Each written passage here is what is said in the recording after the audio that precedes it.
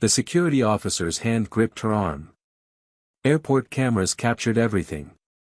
Dr. Simone Blackwell stood frozen as passengers filmed on their phones. The airline's supervisor declared her unruly. Dangerous. A threat. But inside her blazer pocket rested something that would change everything, her NASA Level 5 clearance badge. The badge nobody expected a black woman to carry. Before we dive into this incredible story, drop a comment and let us know where you're watching from. If you believe everyone deserves to be treated with dignity regardless of their race, hit that like button right now.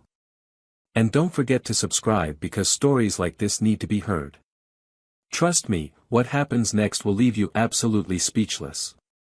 Let's get into it. 3 hours earlier, Dallas-Fort Worth International Airport hummed with its usual chaos. Dr. Simone Blackwell sat at Gate C-17, her attention focused on research papers detailing exoplanet atmospheric composition. The data fascinated her, columns of numbers and spectroscopic readings that most people would find incomprehensible. To her, they told stories of distant worlds circling alien suns. She adjusted her navy blazer, smoothing the fabric across her lap. The cream silk blouse underneath had cost more than she usually spent on clothes, but this trip mattered. This presentation mattered. Johnson Space Center in Houston awaited her. 6 hours from now, she would stand before NASA's top brass and present crucial findings on Mars rover calibration data. The work represented 2 years of her life, countless sleepless nights, and breakthrough discoveries that could reshape how humanity explored the red planet. She had flown this exact route 50 times before. Dallas to Houston. Simple. Routine. Unremarkable. Her eyes drifted from the papers to the gate desk. Karen Hutchinson stood there, a white woman in her mid-40s with blonde hair pulled into a severe bun. Something about Karen's posture seemed rigid, watchful. Simone noticed the way Karen's gaze kept sweeping across the waiting area, pausing each time it landed on her. The attention made Simone's skin prickle with familiar discomfort. She knew that look. Had seen it in department stores, restaurants, faculty lounges. The look that said, "You don't belong here." Simone glanced at her watch. 20 minutes until boarding. She stood, smoothing her blazer again, and approached the desk. Professional smile in place. Polite tone ready. "Excuse me, what time does boarding begin?" Karen's expression shifted instantly. The professional mask she wore for other passengers vanished, replaced by something cold and suspicious. "May I see your ticket?" Simone handed over her phone, boarding pass displayed clearly on the screen. First class. Seat 3A. Karen studied it like a detective examining evidence at a crime scene. Her finger swiped across the screen multiple times, zooming in on details, checking and rechecking information that was plainly visible. "This says first class," Karen said, her tone suggesting disbelief. "Yes, that's correct." "And you're flying to Houston?" "Yes."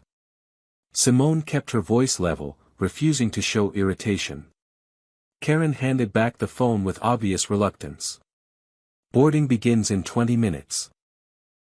Please listen for the announcement." Behind Simone, a white woman in yoga pants approached the desk. "Hi there. Quick question about boarding time." Karen's face transformed. Warm smile. Friendly tone. "Of course. We'll start boarding in about 20 minutes. First class goes first, naturally. Can I help you with anything else?" The contrast hit Simone like a slap. She returned to her seat, heart beating faster than she wanted to admit. Around her, other passengers prepared for boarding. A businessman in an expensive suit talked loudly on his phone about quarterly earnings. A young mother wrestled with 2 energetic toddlers. College students sprawled across chairs, earbuds blocking out the world. Normal people doing normal things. Yet Simone felt hypervisible, like every eye tracked her movements. She pulled out her laptop, seeking refuge in work. Equations didn't judge. Data didn't care about skin color. The elegance of orbital mechanics, the predictability of gravitational forces, the beautiful complexity of atmospheric chemistry offered comfort that human interaction never could.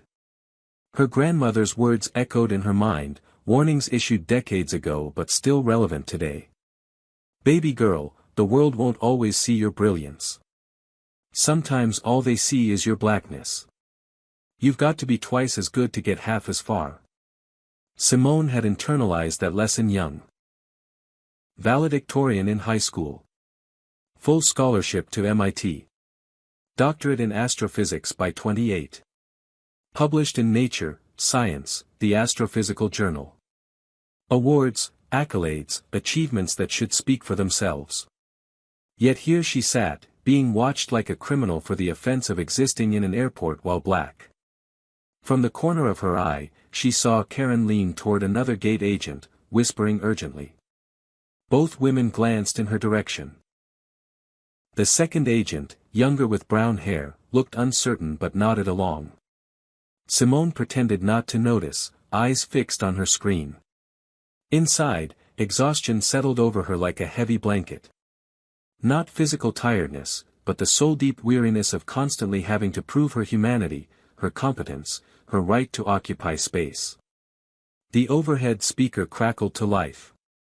Good afternoon, passengers. We'll begin boarding flight 2847 to Houston in just a few moments. We'll start with our first-class passengers and those needing extra time. Simone closed her laptop, gathered her belongings. Her carry-on bag bore the NASA logo prominently on its side, a detail she'd once been proud to display. Now she wondered if it would help or hurt. Would they see the logo and recognize her legitimacy? Or would they assume she'd stolen the bag, bought it at a surplus store, had no real connection to the space agency? The announcement continued. At this time, we invite our first-class passengers and passengers needing additional assistance to begin boarding. Simone stood, joining the small cluster of travelers moving toward the gate. Her ticket qualified her. She belonged in this group. Yet her stomach knotted with anxiety, anticipating conflict she hadn't caused but somehow knew was coming. Karen's hand shot up like a traffic cop halting cars. Ma'am, please wait for your zone to be called. Simone stopped, heat rising in her chest. Around her, other first-class passengers continued forward without interruption. A middle-aged white man in khakis. An elderly white couple holding hands. A young white woman in designer clothes. All passed Karen's checkpoint without question. This is my zone, Simone said calmly. I have a first-class ticket. I need to verify that. Karen held out her hand expectantly. For the second time in 10 minutes, Simone displayed her boarding pass. For the second time, Karen scrutinized it with absurd intensity. The line behind Simone grew longer. Other passengers shifted impatiently, glancing at watches, murmuring to companions. Karen tapped her computer screen, clicked her mouse repeatedly, frowned at the monitor as if it contained encrypted secrets requiring decryption. Derek! Karen called sharply. Can you come here for a moment? A white man in his late 30s appeared from the jetway, supervisor badge clipped to his belt. Derek Mitchell, according to the name tag. He had the confident swagger of someone who'd never been questioned, never been doubted, never had his credentials examined like counterfeit bills. What's the issue?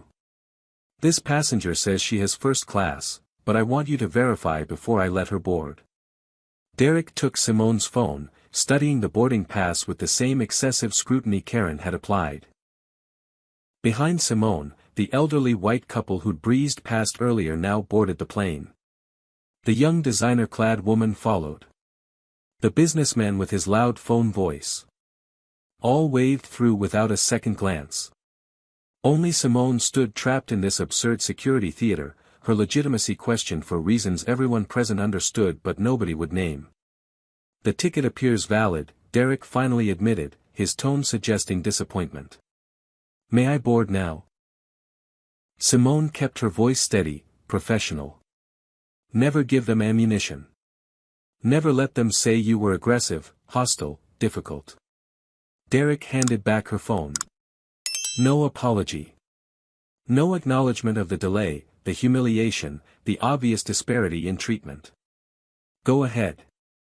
Simone walked down the jetway, aware of Derek's eyes boring into her back.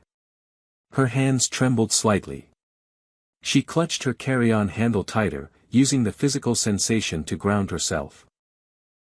The jetway smelled like recycled air and industrial carpet cleaner. Fluorescent lights hummed overhead.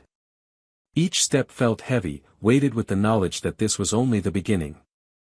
The aircraft door loomed ahead.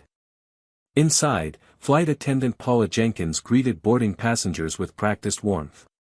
Good afternoon. Welcome aboard. So glad to have you with us today.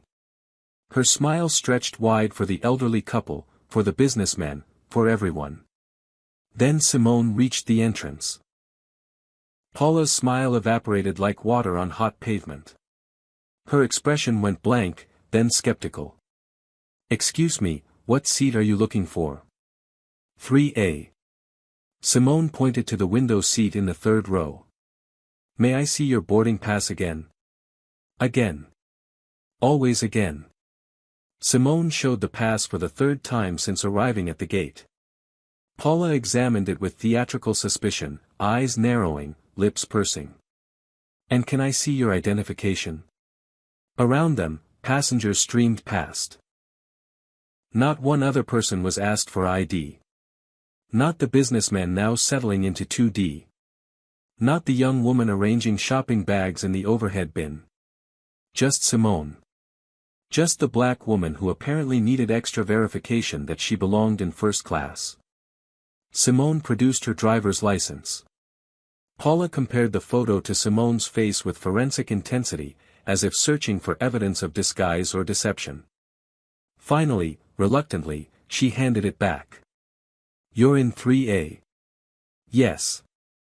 I know. Simone moved down the aisle, hyper-aware of eyes following her. The elderly man already seated in 3B watched the interaction with obvious discomfort, but said nothing. His silence spoke volumes. He saw the injustice but wouldn't challenge it. Easier to look away. Safer to stay quiet. Simone lifted her carry-on into the overhead compartment. The NASA logo faced outward, visible to anyone who cared to look. She settled into her seat, pulled out her laptop. The cover was plastered with stickers from conferences and collaborations.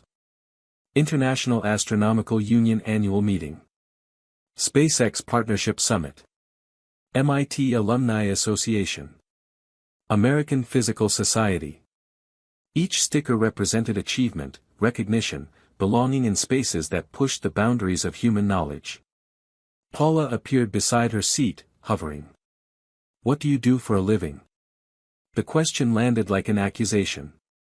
Not, where are you headed today? Not, business or pleasure. But an interrogation disguised as conversation, testing whether Simone's presence in first class had legitimate justification.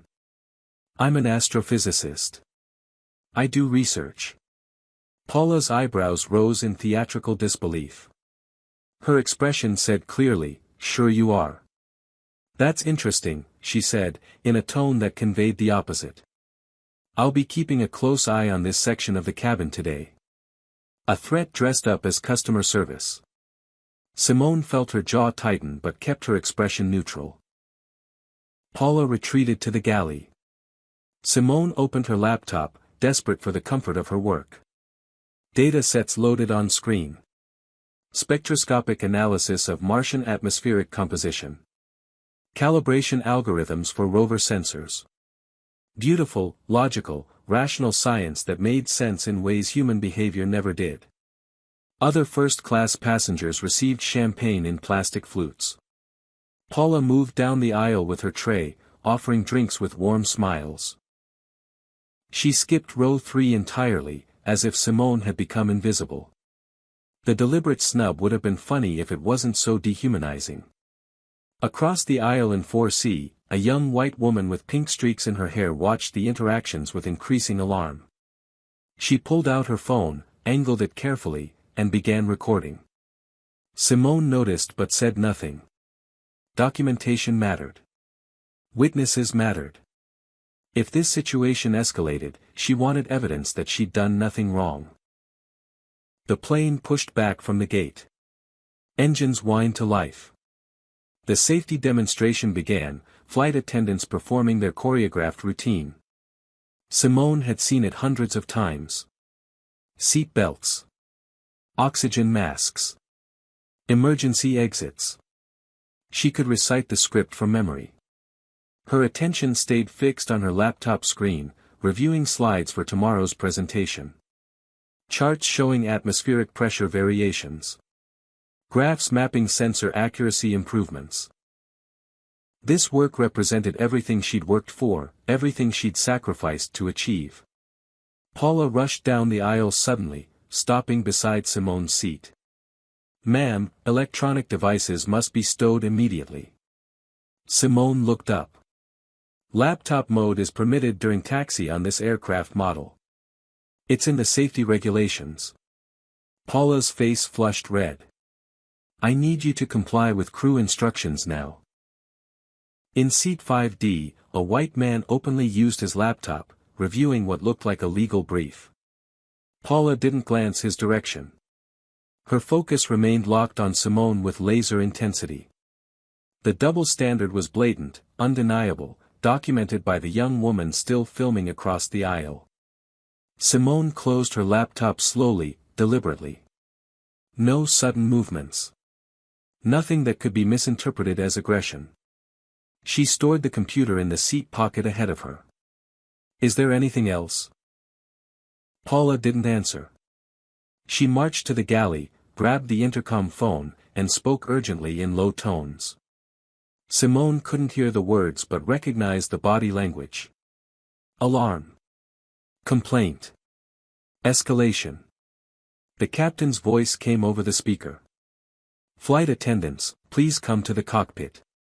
Paula and another attendant, a young Asian man named Michael Chen, disappeared through the cockpit door. Passengers began murmuring, sensing something unusual unfolding. The elderly man in 3B leaned slightly toward Simone. "I'm sorry this is happening to you," he whispered. The acknowledgement surprised her. "Thank you," she whispered back. "It's not right," he continued, still whispering as if afraid to speak at normal volume. "You've been nothing but polite." Yet he wouldn't say it loudly. Wouldn't stand up publicly. His sympathy was private, useless against the institutional machinery now grinding into motion. Simone appreciated the gesture but understood its limitations. Whispered apologies didn't stop injustice. Paula emerged from the cockpit, her expression triumphant in a way that made Simone's stomach drop. Behind Paula came Derek, the gate supervisor who'd verified her ticket earlier. Somehow he was now on the plane, which meant this situation had escalated beyond routine crew concerns. Derek strode directly to row 3. "Ma'am, we've received reports of aggressive behavior." Simone stared at him, genuinely confused. "I've been sitting quietly reading scientific papers. Multiple crew members report you've been uncooperative and hostile." The accusation was so absurd, so disconnected from reality, that Simone almost laughed. But laughter would be misinterpreted. Everything she did would be misinterpreted. "I've complied with every instruction. I closed my laptop when asked, even though another passenger is using his. I've been silent." "What exactly am I being accused of?" "Your attitude constitutes a threat to crew comfort and passenger safety." Around them, passengers began objecting. "She hasn't done anything," called a voice from several rows back. "This is completely wrong," said another. The young woman filming spoke up clearly. "I've recorded everything since boarding. She's been nothing but polite. This is racial profiling." Derek ignored them all. His attention remained fixed on Simone. "Ma'am, I need you to deplane." You're being removed for safety concerns. The words hit like physical blows. Removed. Deplaned. Treated like a threat. Her heart hammered against her ribs.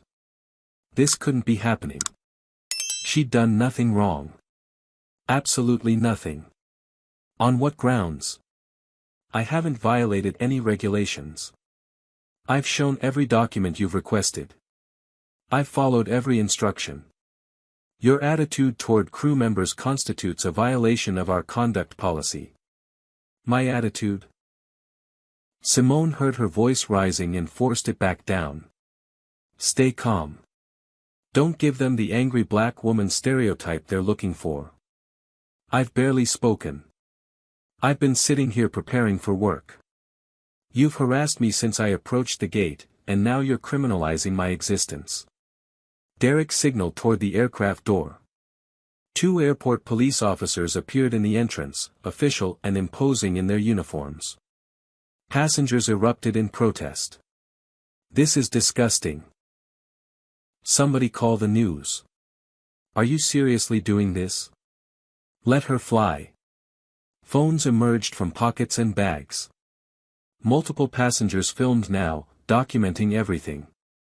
One officer approached Simone's row. Ma'am, you need to come with us. Simone's mind raced through options. Comply and be labeled unruly, validating their false narrative. Resist and face potential arrest, criminal charges, violence. Her scientific training kicked in automatically. Assess the situation. Calculate probabilities. Minimize harm. Survive this encounter. She thought of every viral video showing black people removed from planes, from restaurants, from hotels, from spaces white supremacy had decided they didn't belong. She thought of her grandmother's warnings. She thought of every black person who didn't survive police encounters. I'll leave, she said quietly. But I want it stated clearly for all these cameras that I've committed no violation. She stood slowly, hands visible, movements deliberate. The officer stepped closer, reaching for her elbow to guide her. Simone pulled her arm away gently. I can walk. Please don't touch me. The officer's hand clamped down harder on her elbow, fingers digging into soft flesh. Ma'am, don't resist. I'm not resisting. I asked you not to touch me. Her voice remained steady despite the fear coursing through her veins. The second officer moved behind her, blocking any path of retreat. They boxed her in, professional and efficient, as if she posed genuine danger. Derek stood to the side, arms crossed, expression satisfied. See, he announced to the cabin. Combative. Unruly. That word. Unruly. It echoed with centuries of racist assumptions about black people. Unruly slaves who dared desire freedom. Unruly protesters demanding civil rights. Unruly students integrating schools. Unruly citizens refusing to accept second-class status. The word was never neutral. It carried the weight of every stereotype, every justification for violence, every excuse for exclusion. Passengers shouted louder now. This is America in 2024. You should be ashamed. She's done nothing wrong. Somebody film everything. The cabin vibrated with collective outrage. Strangers who'd ignored each other moments ago united in witnessing injustice. But their outrage couldn't stop what was happening. Couldn't reverse the officer's grip. Couldn't undo the humiliation. The officers forced Simone up the aisle. Every eye in first class watched her perp walk. Some passengers looked horrified. Others uncomfortable. A few seemed satisfied, as if her removal confirmed their own prejudices about who belonged in premium cabins. Simone held her head high, refusing to let tears fall. Crying would be weakness. Showing emotion would validate their narrative of instability, of threat, of someone too emotional to fly safely. They reached the jetway. The gate area beyond teemed with travelers waiting for other flights. Heads turned. Conversations stopped. Everyone watched the black woman being escorted by police, making assumptions, creating stories to explain what they witnessed. Criminal. Troublemaker. Dangerous. The assumptions radiated from their faces. Derek spoke with an airport security supervisor, a Latina woman in her early 40s named Linda Torres. She listened to Derek's version of events with professional attention, occasionally nodding. Simone waited, flanked by officers, for the chance to speak her truth. The passenger created a significant disturbance, Derek explained, his tone grave. She refused crew instructions multiple times. She demonstrated aggressive posture towards staff members. Her behavior escalated to the point where we deemed her a threat to flight safety.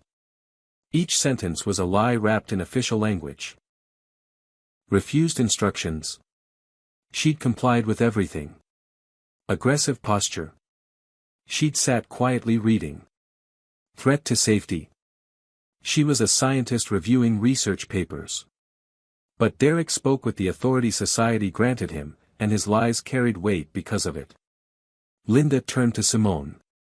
"Ma'am, what's your side of the story?" Finally. A chance to speak. Simone's voice shook with controlled rage. "I committed no violation. From the moment I approached the gate, I was singled out and treated with suspicion. The gate agent made me show my ticket multiple times while waving white passengers through. I was asked for identification on the plane when no one else was. I closed my laptop when instructed, even though other passengers kept theirs open. I've been discriminated against at every step, and now I'm being criminalized for the offense of existing while black." Linda's expression remained neutral.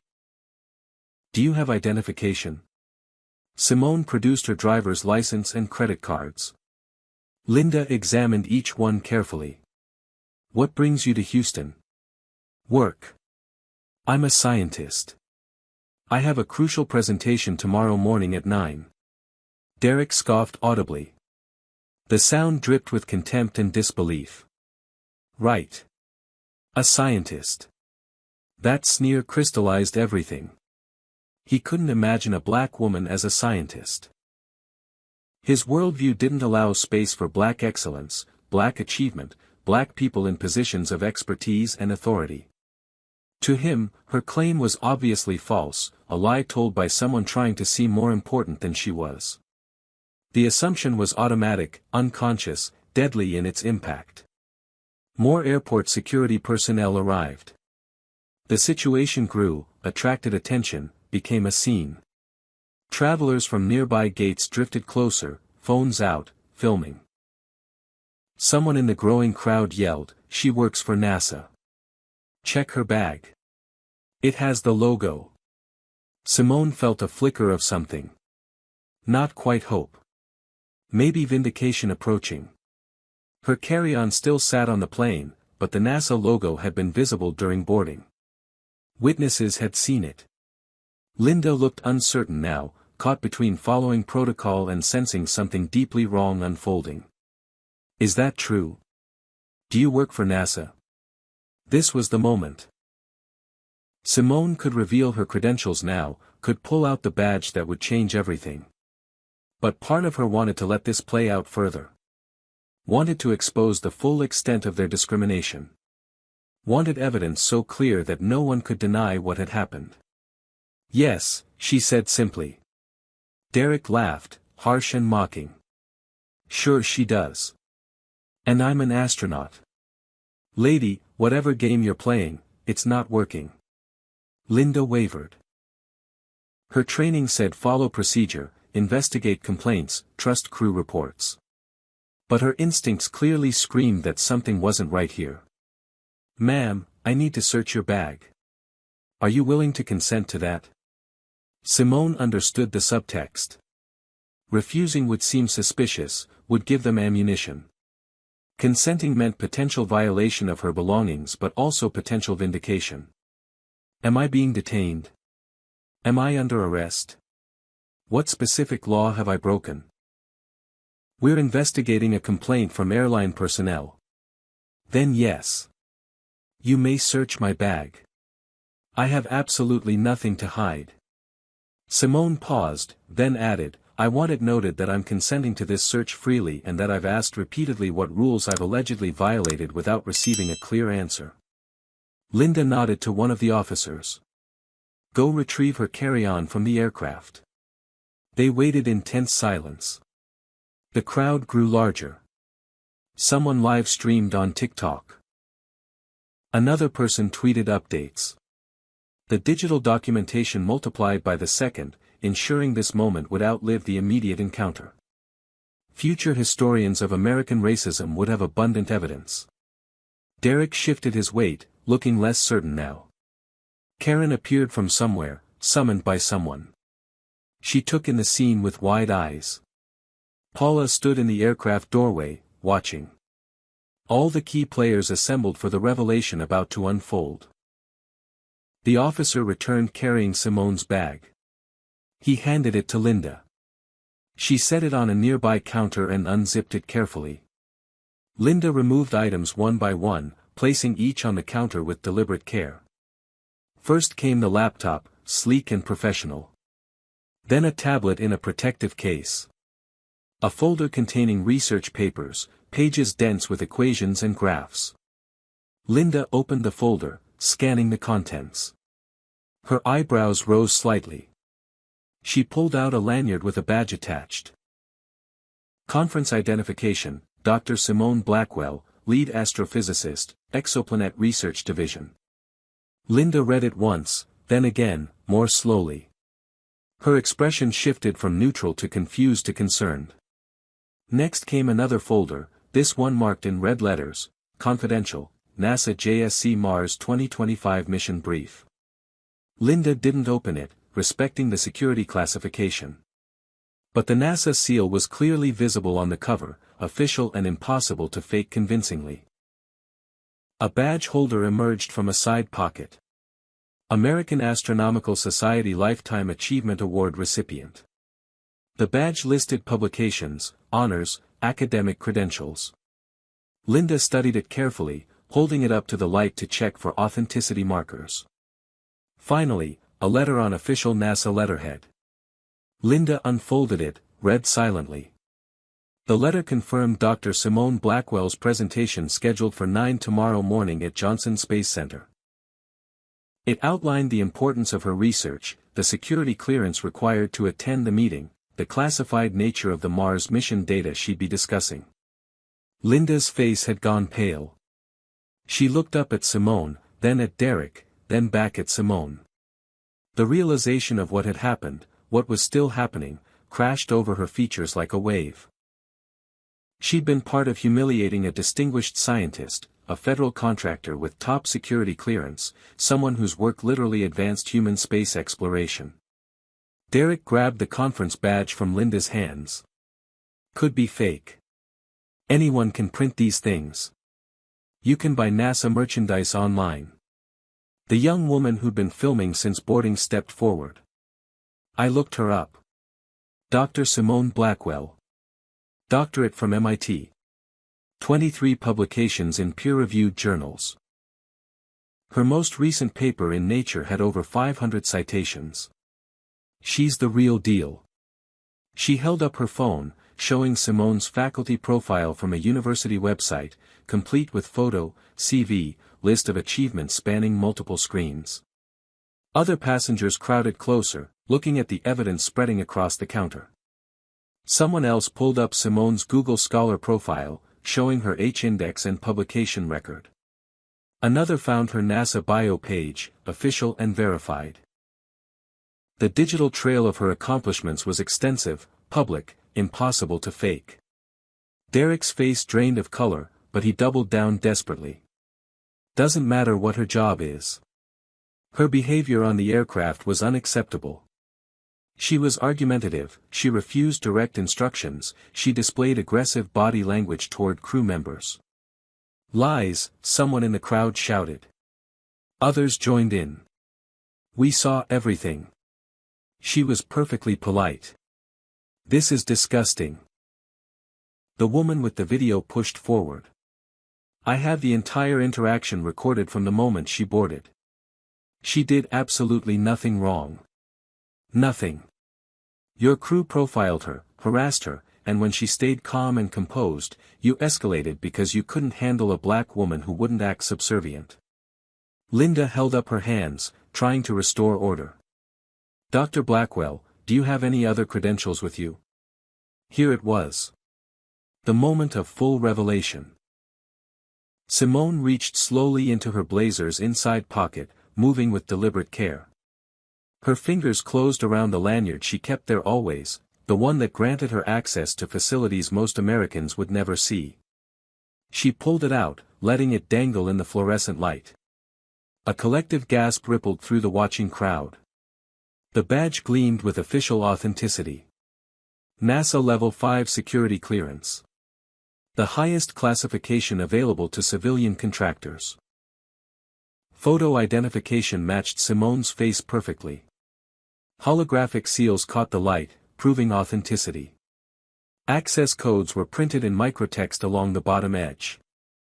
Magnetic strips on the back connected to federal databases. Only a few hundred people in the entire United States held this level of clearance. It granted access to classified research facilities, mission control during sensitive operations, satellite data protected by national security protocols. Getting this clearance required FBI background checks, Department of Defense vetting, psychological evaluations, and years of proven reliability. You didn't get this badge by accident or luck. You earned it through exceptional achievement and unquestionable trustworthiness. Linda took the badge with something approaching reverence. She pulled out a security verification device from her belt, the kind airport personnel use to check federal credentials. She scanned the badge's barcode. The device beeped, processing, checking against encrypted databases. Everyone waited. The tension stretched like a rubber band about to snap. The device beeped again. Green light. Display screen showed, clearance verified. Dr. Simone Blackwell. Authorized personnel. Level 5 access granted. Linda's face transformed completely. Shock melted into embarrassment, then hardened into anger. But the anger wasn't directed at Simone anymore. She turned slowly to face Derek, and her expression could have cut glass. You just racially profiled and forcibly removed a federal contractor with top-level security clearance. A distinguished scientist. Someone whose work is classified at the national security level. Derek stammered, we had reports from crew members. We have to take safety concerns seriously. We were just following. Following what? Linda's voice rose. Following your assumptions. Following your prejudices. This woman presented valid credentials at every checkpoint. She complied with every instruction. And you decided she was a threat because of the color of her skin. Simone spoke, her voice like ice cracking. The crew saw a black woman in first class and decided I didn't belong there. That's the beginning and end of this story. Everything else is justification manufactured after the fact. But hold on. Before we see how this unfolds, I need to ask you something. If you think Dr. Blackwell deserves a massive apology and compensation, comment the number 1 right now. If you've ever experienced or witnessed discrimination like this, comment number 1. And while you're down there, make sure you hit that like button because this story needs to reach everyone. Subscribe if you haven't already, because we share stories that matter, stories that expose injustice and celebrate those who fight back. Now, what do you think happens next? Does the airline try to cover this up? Does Dr. Blackwell accept their apologies? Or does she do something that changes everything? Keep watching to find out. An airport police supervisor arrived, uniform crisp, bearing the weight of authority. Captain Raymond Hayes was a black man in his late 50s, his face lined with experience and something that looked like weary recognition. Linda briefed him quickly, showing the credentials, the video evidence, the clear documentation of what had transpired. Captain Hayes examined Simone's NASA badge for a long moment. His jaw tightened, muscles working beneath dark skin. When he looked up, his eyes held barely contained fury. "Dr. Blackwell, I need to understand exactly what occurred here, from your perspective, in your own words." Simone recounted everything. Karen's initial suspicion at the gate. The repeated ticket verifications while white passengers passed through freely. Derek's involvement even before boarding. Paula's hostility on the aircraft. The ID demand. The laptop incident while others used devices unchallenged. The false accusations. The physical removal. Every detail spilled out in chronological order, her scientist's mind organizing information logically, building an irrefutable case. Passengers corroborated her account. The elderly man from 3B stepped forward, shame evident in his posture. "I witnessed all of it. I should have spoken up sooner. I apologize for my cowardice." The young woman with pink streaks pulled up her video footage, clear and damning. It showed everything exactly as Simone described. Paula serving champagne to everyone except Simone. The deliberate targeting. Derek's aggressive approach. The false premise of safety concerns. Captain Hayes watched the video 3 times. With each viewing, his expression grew harder. Finally he turned to Derek. "You falsely accused a federal contractor with top-level security clearance of being a threat to aviation safety. Do you understand the implications of what you've done?" Derek tried to salvage something. The crew felt uncomfortable. "We're trained to trust crew instincts. We have to take those concerns seriously in post-9/11 security environment." The crew felt uncomfortable because of her race. "Let's call this what it is." Captain Hayes didn't raise his voice, but command resonated in every syllable. "I've been in law enforcement for 32 years. I know racial profiling when I see it. This is textbook discrimination, and you involved police officers in enforcing it." Karen rushed up, someone having summoned her from the gate. She took in the scene, the badges spread across the counter, the video playing on someone's phone, the crowd of witnesses. She tried to defend her actions. "We follow protocol for all suspicious behavior. We're trained to watch for indicators of potential problems." "What behavior?" Simone's voice cut through the noise. "Asking a question. Reading research papers. Existing in a space you didn't think I belonged." An airline supervisor arrived, moving quickly through the crowd. Patricia Woodward was white, early 60s, with silver hair and an expensive suit that spoke of corporate authority. Captain Hayes briefed her while showing the video evidence.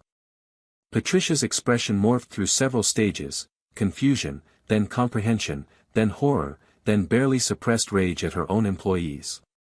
"Dr. Blackwell, on behalf of the airline, I am profoundly sorry for what you've experienced." Patricia's voice carried genuine distress. "Sorry doesn't put me back on that flight. Sorry doesn't erase having police hands on me.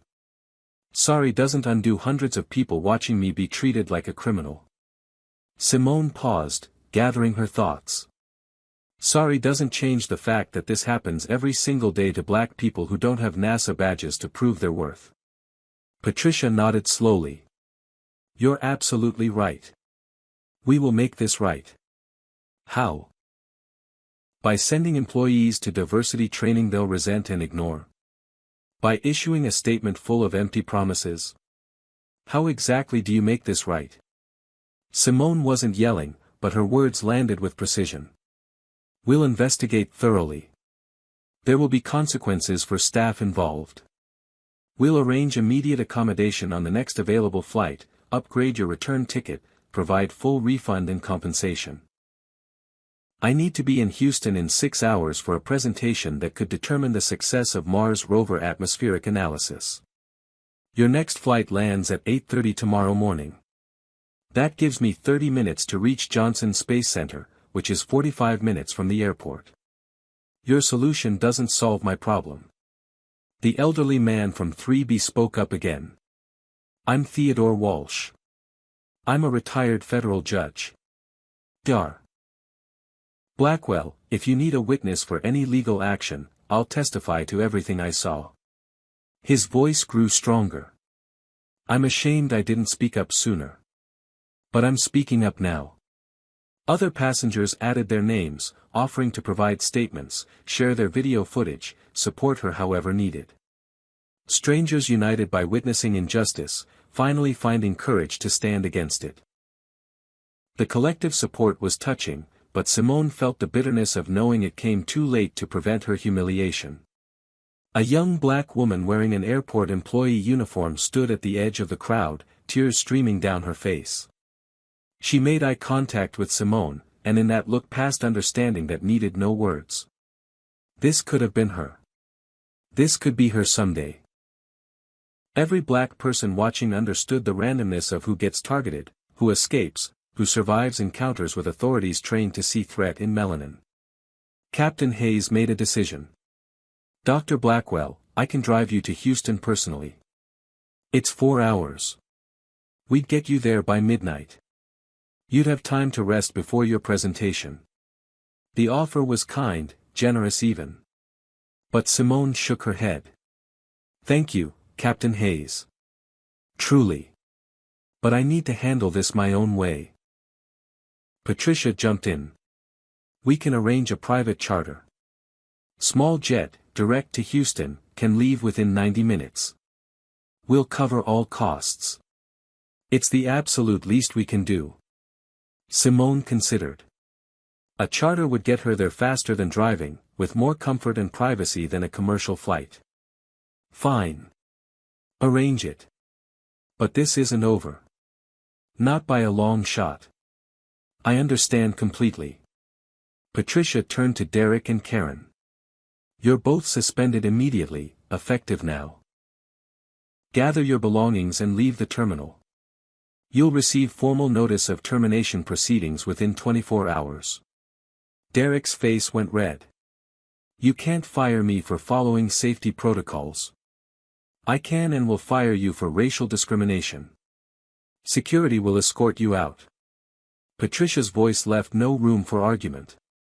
She made another call, summoning more senior staff. Paula appeared from the aircraft, finally emerging to face consequences. Patricia addressed her with cold fury. You're suspended pending full investigation. Your actions initiated this entire incident. Leave immediately. The crowd watching erupted in applause.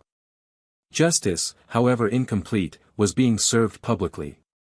Phones continued recording, documenting not just the discrimination but also the response, the accountability, the beginning of consequences.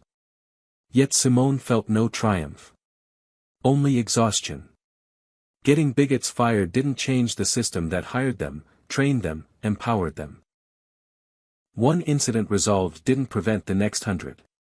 She thought about every black person who didn't have credentials impressive enough to force accountability.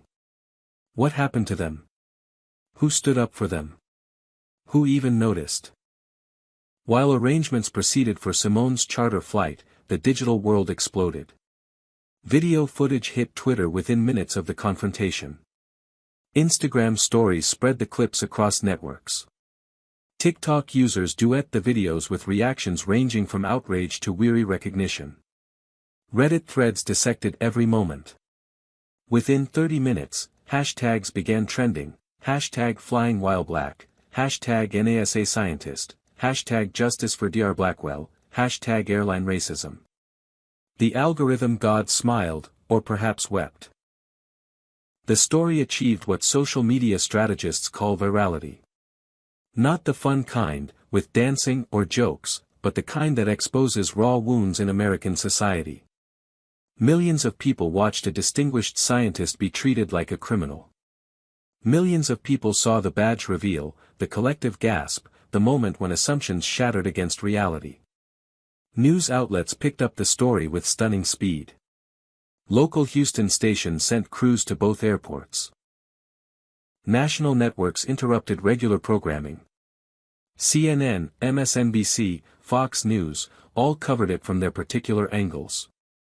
The story had everything: racial injustice, a sympathetic victim with unimpeachable credentials, dramatic video evidence, and a reveal that played like a movie climax. Reporters descended on Dallas-Fort Worth International Airport like locusts. Patricia tried desperately to control the narrative, issuing statements about commitment to diversity, promises of investigation, assurances this didn't represent company values. But the videos told a different story. Company values were exactly what the videos represented: the assumption that black people didn't belong in first class, that their credentials must be fake, that their very presence constituted threat. Derek and Karen were escorted from the terminal by security, phones shoved in their faces, questions shouted. Neither had any comment. Paula left through a side entrance, hoping to avoid cameras. She failed. Every moment was captured, archived, immortalized in digital amber. Captain Raymond Hayes approached Simone while she waited for charter arrangements. "Dr. Blackwell, reporters are requesting interviews. No pressure, but if you want to speak publicly, now's the moment." Simone considered. She could stay silent, avoid media circus, let the videos speak for themselves. Or she could use this platform, this attention, to say something that mattered. The scientist in her understood leverage, opportunity, the importance of striking when conditions aligned. "I'll speak," she decided. They set up in a quiet corner of the terminal, away from the main crowds but accessible to news crews. Simone stood before a cluster of microphones, cameras, phones, all pointed at her like weapons or witnesses, depending on perspective. She straightened her blazer, squared her shoulders, and met the lenses with steady eyes. A reporter from a major network asked the first question. "Dr. Blackwell, can you tell us in your own words what happened today?" Simone spoke clearly, calmly, with the precision of someone used to presenting complex information to diverse audiences. "What happened today isn't about one gate agent or one flight attendant or one supervisor. It's about a system that looks at black excellence and sees impossibility. They couldn't comprehend that I belong in first class because they couldn't see past my skin color." She paused, letting that sink in. "I have a doctorate from MIT, one of the most prestigious universities in the world. I've published groundbreaking research in top-tier scientific journals. I work on Mars missions, analyzing data that could reshape humanity's understanding of planetary atmospheres. I hold security clearance that fewer than 300 civilians possess." And none of that mattered. All they saw was a black woman who must have made a mistake, must be lying, must be a threat. Another reporter: "What do you want to see happen now?" "I want people to ask themselves a question.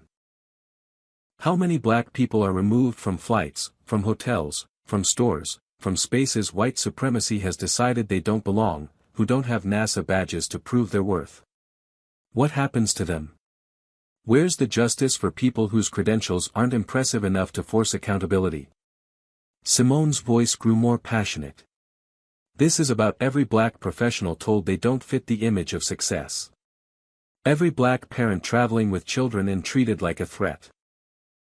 Every black person who makes themselves smaller, quieter, more accommodating just to survive a flight, a meeting, a transaction in public space. How many of us shrink ourselves because we know that existing boldly while black can be dangerous? How many times do we swallow indignity, accept microaggressions, smile through discrimination because we're just trying to get where we need to go?" She looked directly into the cameras. "I'm tired. Every black person in America is tired. Tired of proving we belong. Tired of having our credentials questioned. Tired of being seen as threat instead of human. We shouldn't need NASA badges to be treated with basic dignity." The interview clip went immediately viral. More viral than the original videos, if such a thing was possible. Simone's eloquence, her controlled fury, her ability to connect individual experience to systemic injustice resonated across demographics. People who'd never thought much about racial profiling suddenly understood it viscerally. NASA released a statement within an hour. The text was brief but powerful: Dr. Simone Blackwell is a valued member of our team and a brilliant scientist whose research advances humanity's space exploration capabilities. The treatment she received is completely unacceptable and contradicts everything NASA stands for. We stand with Dr. Blackwell fully and unequivocally. The statement came with the NASA administrator's personal signature, lending institutional weight. It wasn't just HR boilerplate. It was the space agency publicly declaring allegiance to one of its own, making clear that an attack on her was an attack on them. Social media exploded with responses.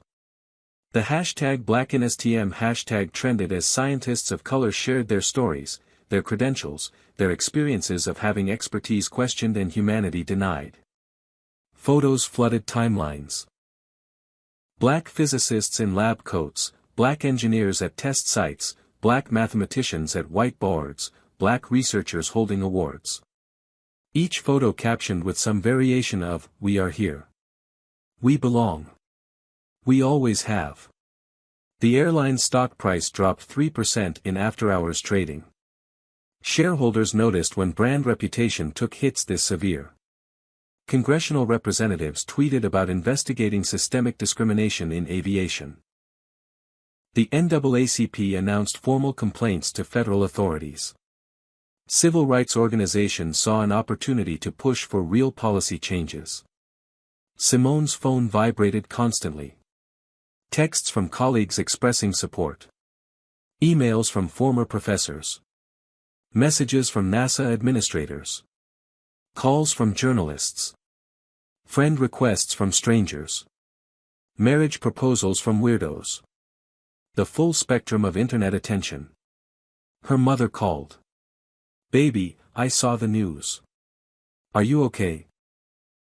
The simple question, asked with a mother's love, nearly broke Simone's composure. "I'm okay, Mom. I'm tired, but I'm okay. Your grandmother saw it too. She wants to talk to you."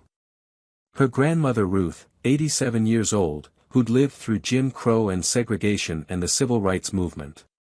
Who'd marched and protested and fought so her granddaughter could become a scientist. Who'd warned that racism wasn't dead, just adapted, evolved, found new ways to wound. "Baby girl," her grandmother's voice came through, strong despite her years. "I'm so proud of you. Not for having that fancy badge, but for standing up. For speaking truth. For not letting them make you small." Simone felt tears threatening finally. "Grandma, I just want to do my work. I don't want to be a symbol or a spokesperson. I just want to study planets and analyze data and push human knowledge forward." "I know, baby. But sometimes the world needs us to be more than what we want to be. Sometimes we have to fight battles we didn't choose.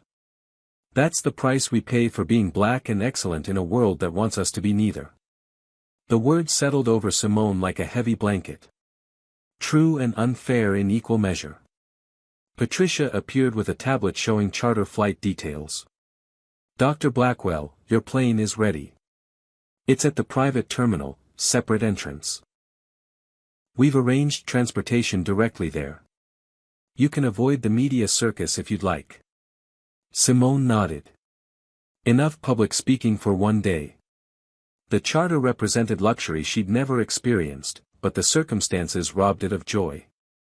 This should have been exciting. Instead it felt like compensation for trauma, a band-aid on a wound that needed surgery. The drive to the private terminal took 15 minutes. The facility was small, exclusive, catering to corporate jets and wealthy travelers. Simone felt out of place despite everything. The pilot met her personally, a black man named Marcus Jefferson who introduced himself with a firm handshake. "Dr. Blackwell, it's an honor to fly you. I heard what happened. I've experienced similar treatment even wearing my uniform, even with all my credentials visible. It never stops hurting." The acknowledgement from someone who understood hit differently than sympathy from those who didn't. "Thank you, Captain Jefferson. Marcus, please. And for what it's worth, I'm glad you fought back. Too many of us stay quiet because we're trying to keep our jobs, keep our dignity, keep our safety. You used your platform. That matters. The flight was smooth, quick, surreal. Simone sat alone in the luxury cabin, trying to review her presentation but finding focus impossible. Her mind kept replaying the day's events. The looks. The accusations. The hands grabbing her. The crowd filming. The badge reveal. All of it jumbled together in traumatic replay. They landed at Houston's private terminal 90 minutes later. A NASA car waited, official vehicle with agency insignia on the door. The driver recognized her immediately. Dr. Blackwell, the whole center is talking about what happened. Everyone's furious on your behalf. They drove through Houston's nighttime streets toward Johnson Space Center. Simone expected the facility to be largely empty at 11 at night. Instead, lights blazed in her department's building. As they pulled up, she saw people moving inside, far more than should be there this late. She entered through security, badge scanning automatically, clearance verified without question. The contrast wasn't lost on her.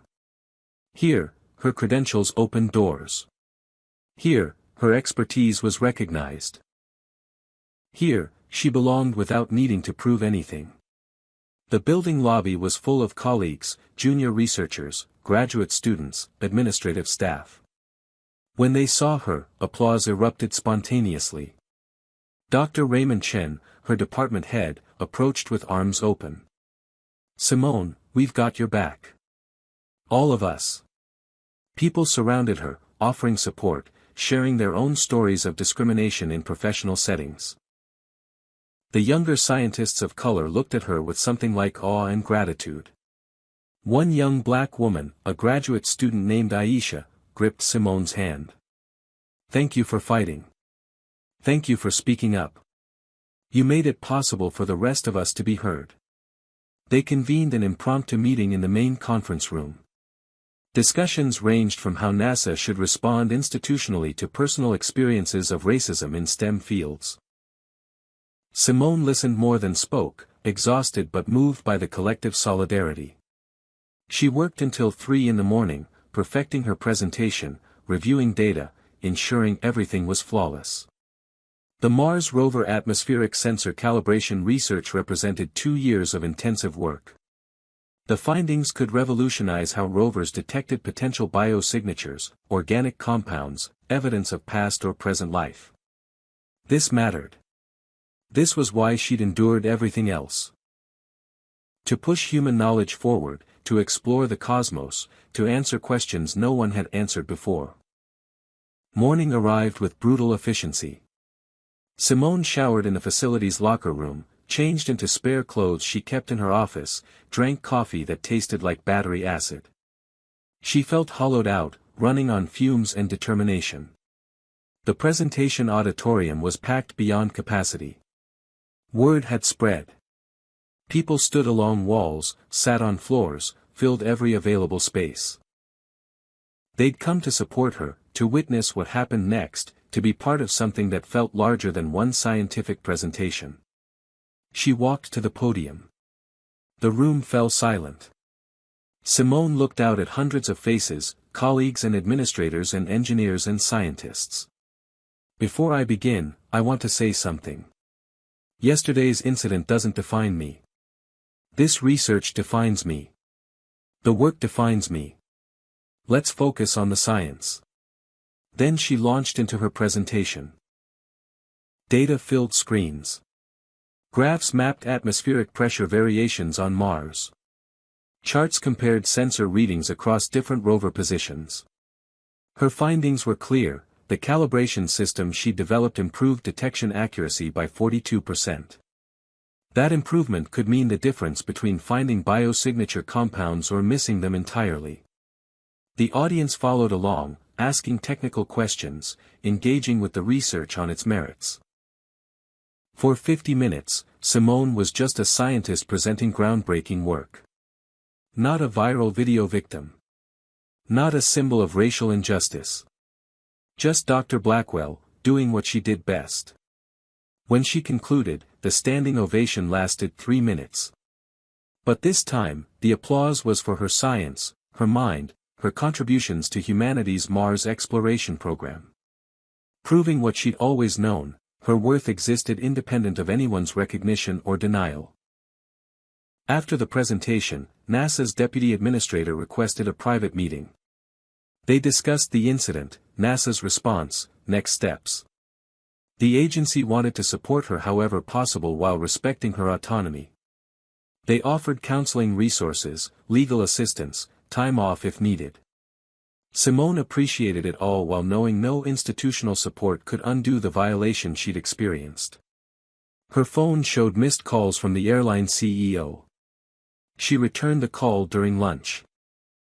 He apologized personally, at length, with what sounded like genuine contrition. "Dr. Blackwell, what happened to you was inexcusable. We're implementing immediate policy changes. Mandatory bias training for all staff. Diverse hiring initiatives. Independent review board for discrimination complaints. And we'd like to offer a settlement as acknowledgement of harm caused." Simone's voice stayed level. "I don't want hush money. I want structural change. Name your terms." Public Accountability Report. Not some vague press release. Detailed documentation of what happened, what policies failed, what you're changing and how you'll measure success. A scholarship fund for students of color pursuing aviation careers, because representation matters. Third-party monitoring of discrimination complaints for the next 5 years, with findings made public. And no non-disclosure agreement. I keep my right to speak about this whenever and however I choose. Silence on the other end. She'd asked for things that would cost the company money and reputation. Finally, agreed. All of it. I'll have legal draft documents reflecting these commitments. One more thing. Derek, Karen, and Paula are fired permanently, with cause documented in their employment records. They don't get to move to another airline and do this to someone else. Already done. All 3 were terminated this morning. Simone felt no satisfaction. Firing individuals didn't fix systems. But it was something. A consequence. A message that actions had costs. Over the following days, the ripple effects continued. Multiple airlines announced policy reviews. The FAA released new guidelines on passenger profiling. Congressional hearings were scheduled. The NAACP filed formal complaints with the Department of Transportation. Lawyers contacted Simone about class action suits on behalf of other passengers wrongfully removed from flights. Media requests flooded in. National news wanted interviews. Talk shows extended invitations. Documentary filmmakers proposed projects. Simone declined most, accepting only a few where she could control the narrative and highlight systemic issues rather than personal drama. A month passed. Simone testified before a congressional subcommittee examining discrimination in air travel. She spoke calmly, factually, presenting evidence and data like the scientist she was. Her testimony went viral too, clips shared across platforms, her measured words cutting through political noise. The airline released its accountability report as promised. 27 pages detailing policy failures, unconscious bias in training programs, lack of diverse leadership, insufficient complaint investigation procedures. They announced specific changes, new training requirements, diverse hiring targets, independent oversight. Whether they'd follow through remained to be seen, but the public commitment mattered. The scholarship fund was established with $5 million in initial funding. It would support students of color studying aviation, aerospace engineering, related fields. The first recipients would be named in 6 months. Simone was asked to serve on the selection committee. She agreed. Her research continued. The Mars rover using her calibration system began sending back data.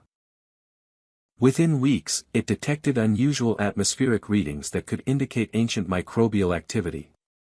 The findings weren't conclusive yet, but they were promising. Her work was functioning perfectly, contributing to potential breakthrough discoveries.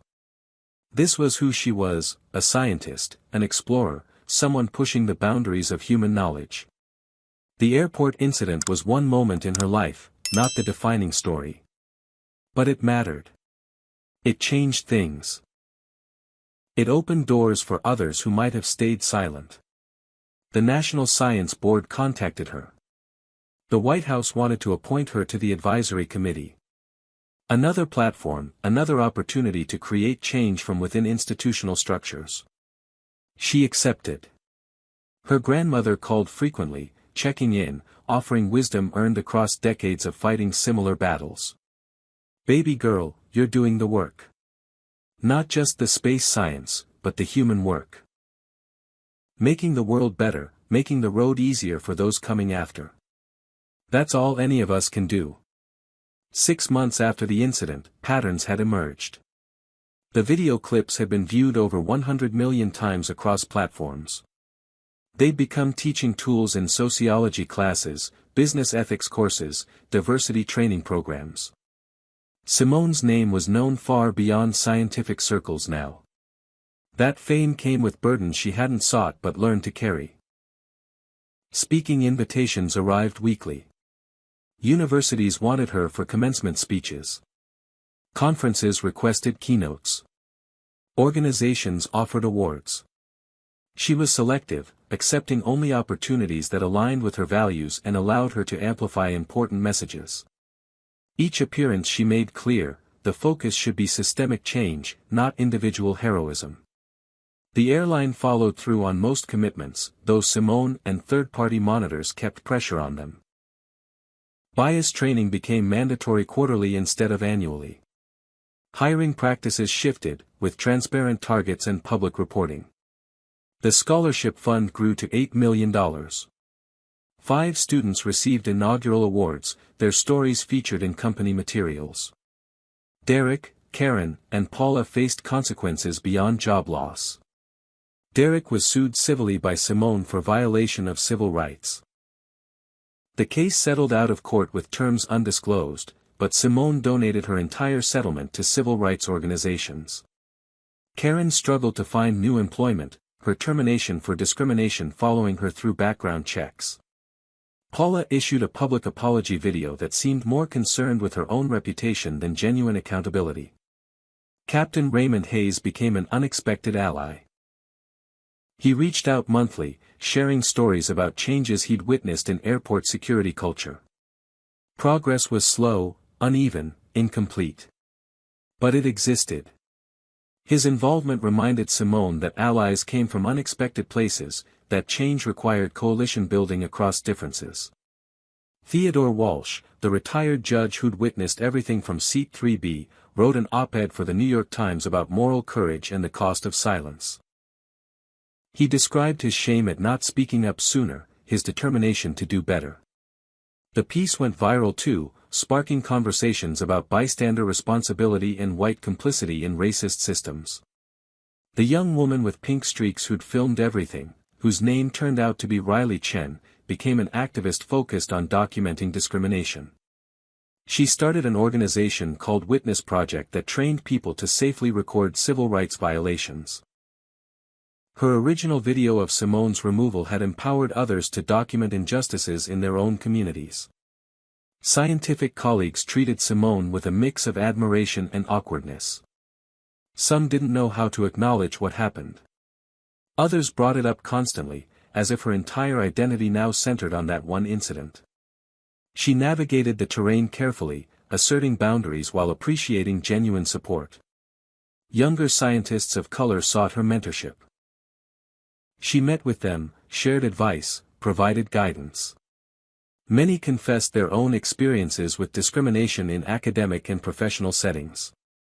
The stories were depressingly similar: competence questioned, credentials doubted, presence challenged. Simone listened, validated, encouraged them to document everything and speak up when safe to do so. The Mars rover data yielded increasingly exciting results. The atmospheric reading Simone's calibration system detected pointed strongly toward organic compounds. The science team was preparing papers, checking and rechecking findings, careful not to overstate conclusions but unable to contain excitement. If confirmed, this could represent humanity's first evidence of life beyond Earth. Simone threw herself into the analysis. This was why she'd endured graduate school's brutal hours, postdoc poverty wages, the constant battle for funding and recognition. For moments like this, when data whispered secrets about the universe and she got to listen. The possibility that her research contributed to discovering extraterrestrial life, even ancient microbial life, filled her with awe that transcended personal struggles. Media coverage of her work increased. Now reporters wanted to talk about Mars and exoplanets, not just discrimination. The shift pleased her. She could discuss science and use that platform to mention systemic issues, weaving both threads together in public conversations. A major publisher offered a book deal. They wanted her story, her perspective on racism in STEM fields, her vision for change. She was tempted but hesitant. Writing a book meant revisiting trauma, exposing more of herself, taking time away from research. But it could reach audiences beyond academic papers and conference presentations. She negotiated contract terms that gave her full creative control and agreed to write it. Corporate speaking fees surprised her. Companies paid enormous sums for her to discuss diversity, inclusion, organizational culture. She accepted selectively, choosing organizations that seemed genuinely committed to change over those seeking diversity theater. She donated significant portions of speaking fees to scholarships and civil rights organizations. Financial security arrived for the first time in her life. Scientists rarely got rich, but suddenly Simone had resources beyond her NASA salary. She paid off student loans that had followed her for a decade. Helped her mother retire early. Set up trust funds for younger cousins pursuing education. Used money as a tool for collective uplift, remembering where she came from. But comfort came with complicated feelings. She'd achieved platform and resources through trauma. Would have preferred earning recognition solely through scientific achievement. The airport incident had amplified her voice, but at a cost to her sense of safety and privacy that no amount of money could restore. Therapy helped. She found a therapist who specialized in racial trauma, who understood the specific wounds inflicted by discrimination. Sessions gave her space to process anger, grief, violation. To acknowledge that surviving the incident didn't mean it hadn't harmed her. To recognize healing as ongoing work, not a destination reached and finished. The anniversary of the incident approached. Media wanted retrospectives. Simone declined most requests but agreed to one interview with a journalist she trusted. They discussed what had changed and what hadn't, progress made and distance remaining. The reporter asked if she'd fly that airline again. Simone paused before answering. I fly them regularly now. Deliberately. Because I won't let fear win. Because every time I board without incident is a small victory. Because visibility matters. Young black girls need to see us in first class, in leadership, in spaces we've been told we don't belong. She continued, but I'm also hyper-aware now in ways I wasn't before. I notice every look, every hesitation, every moment when someone's assumptions become visible. That vigilance is exhausting. It's one of the costs this kind of violation extracts. Do you regret how you handled it? The reporter asked. No. I regret that it happened at all. But once it did, fighting back was the only choice I could live with. Staying silent would have meant accepting their version of events, letting them criminalize my existence without consequence. I couldn't do that to myself or to everyone else who faces similar treatment without my resources to fight back. 6 months later, Simone walked through Dallas-Fort Worth International Airport again. Same terminal. Same airline. Same route to Houston. The choice was deliberate, almost ritualistic. She wouldn't let that day control her movements, dictate her choices, make her afraid of space she had every right to occupy. The gate agent was different, a young black woman whose name tag read Jasmine. When Jasmine saw Simone approach, her face lit up with recognition. "Dr. Blackwell. I followed your whole story. You're the reason I applied to work here. The airline was hiring as part of their diversity initiative. I wouldn't have this job without you fighting back." The comment landed with mixed emotions. Glad this young woman had opportunity. Sad it took a viral incident to create it. Aware that one person's trauma had become another's opening. "I'm glad you're here," Simone said honestly. "The industry needs people like you." Boarding proceeded smoothly. Different crew, professional and courteous. Simone settled into seat 3A, the same seat she'd been removed from 6 months earlier. The window looked out on runway, planes taxiing, the endless ballet of aviation. She felt hyper-aware but determined, claiming space through presence. A white woman in her 50s sat in 3B, the seat Theodore Walsh had occupied. The woman glanced at Simone, hesitated, then spoke. "Excuse me, are you Dr. Blackwell? The NASA scientist from the news?" Simone tensed instinctively, expecting confrontation or judgment. "Yes." The woman's expression softened. "My daughter is 16. She's black. She wants to be an astrophysicist. Before your story, she was afraid to dream that big. Afraid she wouldn't be taken seriously. Watching you fight back gave her courage. She has your picture on her bedroom wall. Thank you for being visible, for being brave. You changed my daughter's life." Unexpected grace in a moment Simone had braced for conflict. "What's your daughter's name?" "Zara. Zara Michaels. Tell Zara I expect great things from her. Tell her the universe needs her curiosity, her questions, her unique perspective. Tell her not to let anyone make her smaller than she is." The woman's eyes filled with tears. "I will. Thank you." The flight was uneventful, exactly as it should always be. No drama, no confrontation, no crisis. Just people traveling from one place to another. The mundane normalcy felt like victory. Houston appeared below, sprawling and humid. The plane landed smoothly. Simone collected her bag from overhead storage, the NASA logo visible as always. She walked through the terminal, head high, comfortable in her skin and her achievements. At Johnson Space Center, her day filled with routine excellence. Data analysis of the latest Mars rover transmissions. The atmospheric readings continued pointing toward organic compounds. The science team was cautiously optimistic, weeks away from submitting papers that could reshape humanity's understanding of life in the universe. Simone sat in her lab, reviewing spectrographic data that looked like abstract art but told stories about alien atmospheres. This was home. This was purpose. The work that mattered more than any single incident, any viral video, any public recognition. Her colleague interrupted. "Simone, incoming call from the White House. They want to discuss your National Science Board appointment. Another door opening. Another platform for creating change from within institutional structures." She picked up the call, professional and prepared.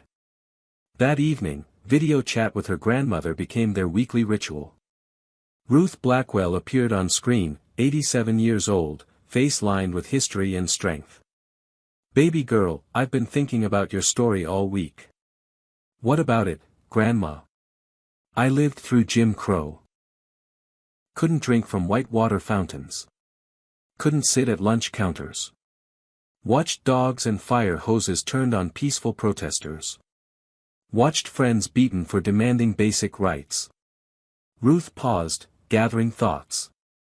"Now my grandbaby works for NASA, advises the president, and when they tried to break you, you fought back and won. Some days I can't believe how far we've come," Ruth continued, voice thick with emotion. "Other days I'm heartbroken how far we still have to go." You getting thrown off that plane for existing while black. That's progress and oppression tangled together. Progress that you have the credentials and platform to fight back. Oppression that you needed them at all. Simone felt her own throat tighten. Grandma, I carry you with me every day. Your strength. Your courage. Your refusal to accept injustice. That's what got me through. And you're making the road easier for Zara and all the babies coming behind you. That's all we can do, baby. Keep walking. Keep fighting. Keep shining. Never let them dim your light. The call ended. Simone sat in her quiet office, surrounded by images of Mars and distant exoplanets. Her NASA badge rested on the desk, unremarkable piece of plastic that had sparked a movement. Not just identification now, but symbol. Representation that black people belonged everywhere, even places we'd been told we couldn't reach.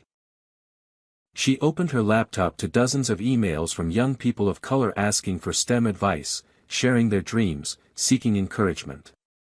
Simone spent an hour answering each one personally. The individual responses couldn't change systems, but they mattered to those specific humans. Collective change required both structural reform and individual connection. Final task of the day, reviewing the latest images from Mars. The red planet stretched across her screen, alien and beautiful, waiting to reveal secrets. Simone thought about humans exploring Mars while still fighting racism on Earth. We could split atoms, decode genomes, photograph black holes, land rovers on distant planets. Yet we struggled with the simpler task of seeing each other's humanity. But progress happened. One confrontation at a time. One voice speaking truth at a time. One badge reveal shattering assumptions at a time. The work was never finished, the battles never fully won. But each small victory created space for the next generation to dream bigger, reach farther, occupy more space. They'd called her unruly. Maybe they were right. Because she'd refused to follow the unspoken rule that said she didn't belong. And in her refusal, she'd changed the rules themselves. Not completely. Not permanently. But enough to matter. Enough that somewhere, a 16-year-old black girl named Zara looked at the stars and saw possibility instead of impossibility. That was enough. Not everything, but enough. So, what do you think about Dr. Blackwell's journey? Have you or someone you know experienced similar discrimination? Drop a comment below sharing your thoughts or your story, because these conversations matter.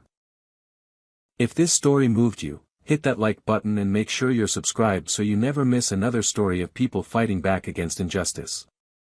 Share this video with someone who needs to hear it. And remember, every act of standing up for what's right creates ripples that reach farther than we can imagine. Thank you for watching, for listening, for caring enough to be here. May you find the courage to speak up when it matters, the strength to keep fighting when it's hard, and the wisdom to know your voice has power. Until next time, keep pushing forward, keep demanding better, and never let anyone make you smaller than you are. Dr. Simone Blackwell's experience teaches us profound truths about systemic discrimination and the power of standing firm in your truth. First, credentials don't protect you from racism, but they can provide leverage to demand accountability. Her NASA badge didn't prevent the profiling, it just gave her tools to fight back effectively. Second, documentation matters enormously. The passengers who filmed the incident provided irrefutable evidence that protected Simone from false narratives. Always document discrimination when safe to do so. Third, speaking up creates ripples far beyond your individual situation. Simone's courage empowered countless others to share their stories and demand change. Fourth, allyship requires action, not just sympathy. The passengers who objected, the colleague who offered testimony, the pilot who understood, all contributed to justice. Fifth, systemic change requires sustained pressure, not just viral moments. The ongoing monitoring, policy changes, and scholarship fund matter more than the initial outrage. Sixth, your worth exists independent of others' recognition. Simone knew her value before anyone saw her badge. Finally, representation has power. Young people need to see themselves in spaces they've been told they don't belong. Every time we occupy those spaces unapologetically, we expand possibilities for the next generation. The fight against injustice is exhausting but necessary, and small victories accumulate into meaningful progress. Have you ever witnessed or experienced discrimination that made you question whether to speak up or stay silent? What would you have done in Dr. Blackwell's situation? Drop your thoughts in the comments below because your perspective matters and these conversations create change. If you believe everyone deserves to be treated with dignity regardless of race, smash that like button right now. Subscribe and hit the notification bell so you never miss stories of people fighting back against injustice and winning. Share this video with friends, family, colleagues, anyone who needs to understand what racism looks like in modern America and how courage can challenge it. Thank you for watching, for listening, for caring enough to spend this time learning about experiences that might be different from your own. May you find strength to stand up when you witness injustice, wisdom to recognize discrimination in all its forms, and courage to use whatever platform you have to make the world more just. Keep fighting the good fight, keep demanding better from institutions and from yourself, and remember that your voice, your witness, your action can change someone's life. Until next time, stay aware, stay compassionate, and never stop pushing for a world where everyone truly belongs.